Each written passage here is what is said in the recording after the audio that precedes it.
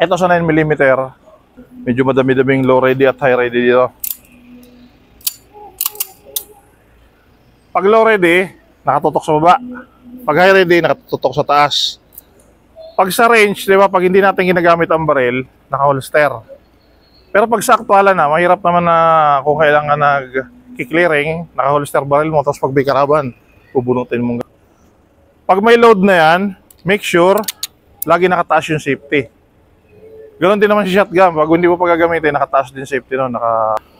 Etong ganitong posisyon, this is considered low ready. Pag hugot mo, niloadan mo, safety up, then ito yung isang posisyon. Naka down range siya, trigger finger out.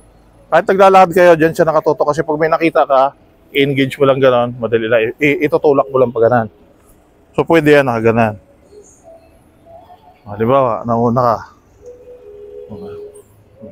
Pwede ako nakaganon. Pag naman high ready, pwede bang ganito? Hindi pwede ba? Mabaril mo yung uso mo, no?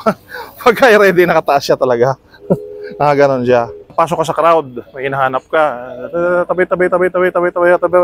Guardia to, nakaganon nga. Nakataas yung baril mong ganon. Para pag may kalabang ka, i-re-engage mo lang. At pag pumutok siya, pag aksidente yung pumutok, nasa taas siya. Pero, naka-safety yan. Tandaan nyo lagi, naka-safety up.